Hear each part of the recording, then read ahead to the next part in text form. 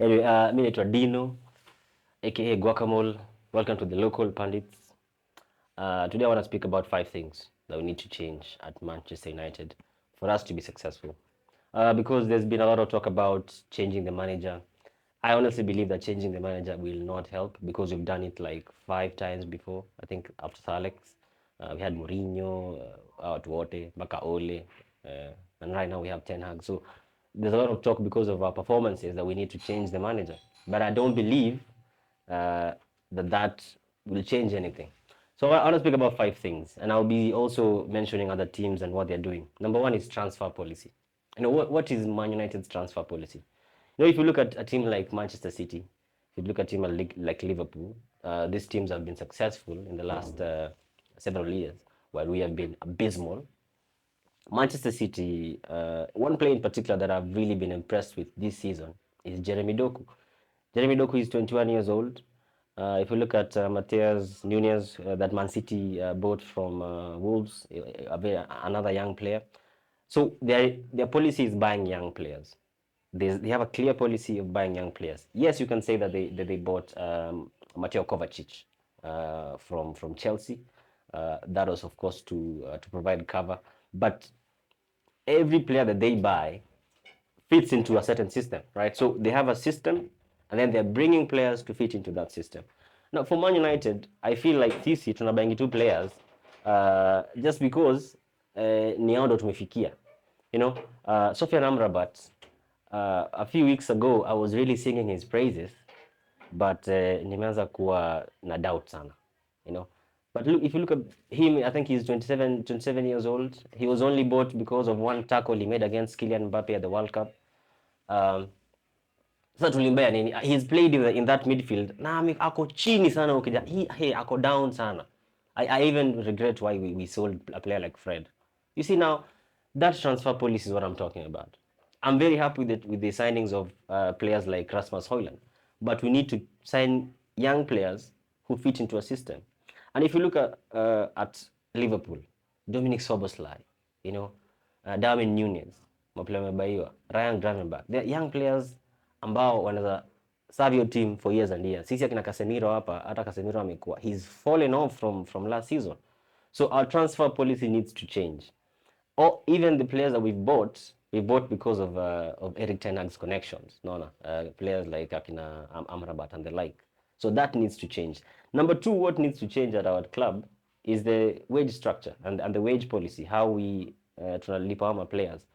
I feel like we use that this wage thing that we have, like we're among the clubs that pay the highest for us to attract these players.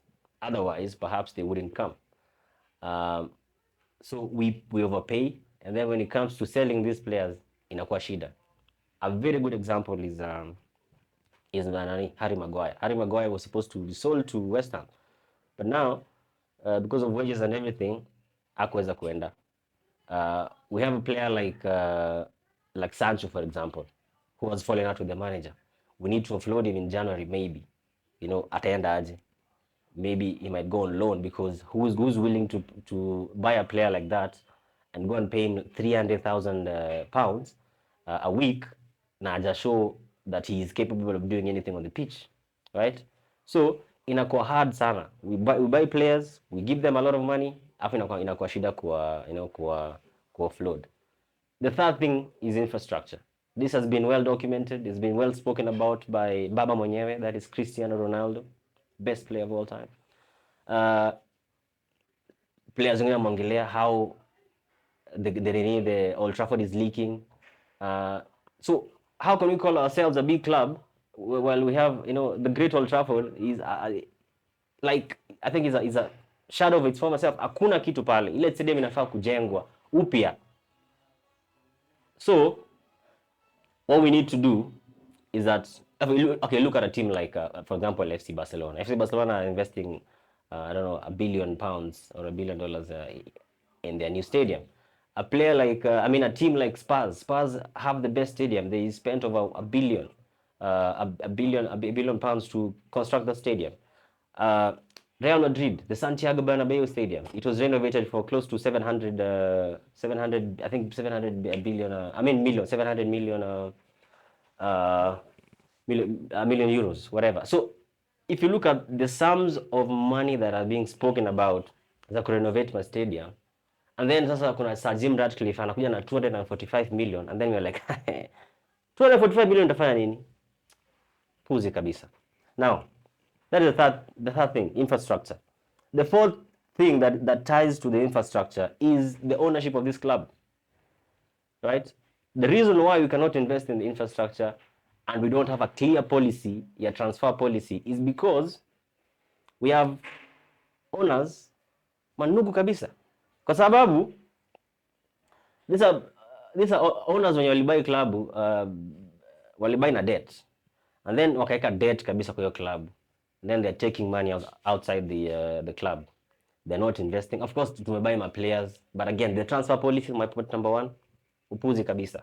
So you can have, if when you have good owners, it translates on the pitch, and it translates, and you can see everything. You know, I would love to have an owner like Msana on Real Madrid. What's his name? I forget his name, but anyway, someone like him who invests in the club. You'd never at any point think that Real Madrid itaenda chini. And right now, we keep saying that Man United is the best club in the world, the best club of all time.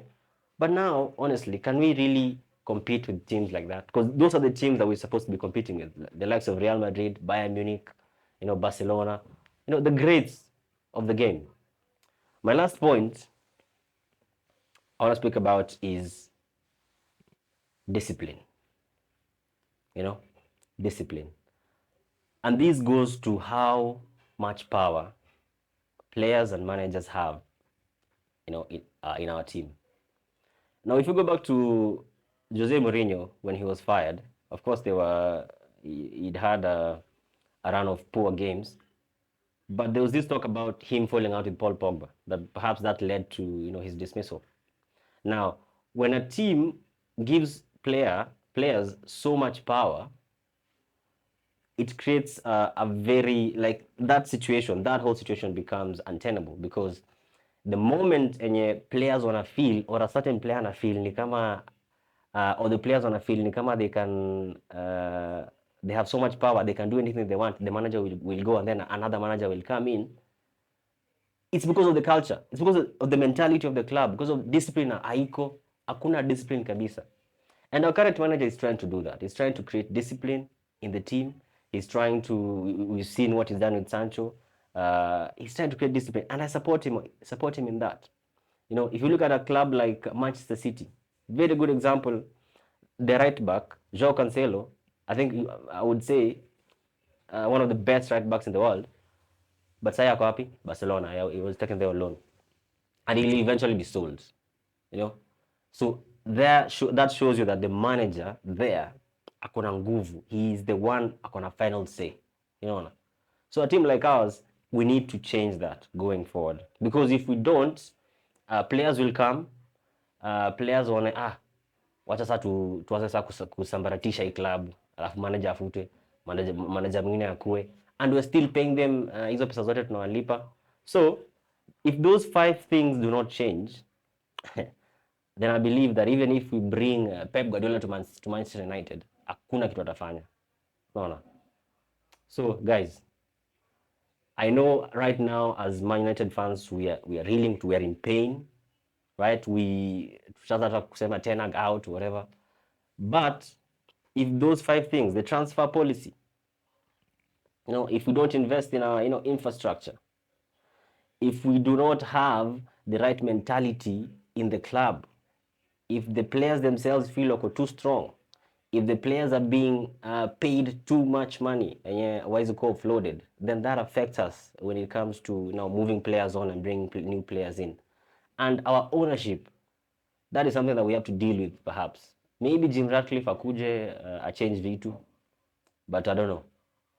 So, as Man United fans, we'll just be living on past glory, but how long can we do that? Man City say have 9 league titles. In the next 10 years, or 15 years, wafike hata 22 watupite kabisa, what will you say now? What past glory will we be referring to, or will we be alluding to tukisema, oh, Man United are a great club, if our stadium is just anyway? So guys, get in the comments, tell me what you think about these 5 points that I've given. Share your points. Najua kuna points mingi kabisa maybe sijagusia. Tell us what you think. But yeah, let's wait and see how this season goes, and whether these things will change with Jim. Some of these things will change with Sir Jim Ratcliffe. I hope they do change, but we have to wait and see. Cheers, man.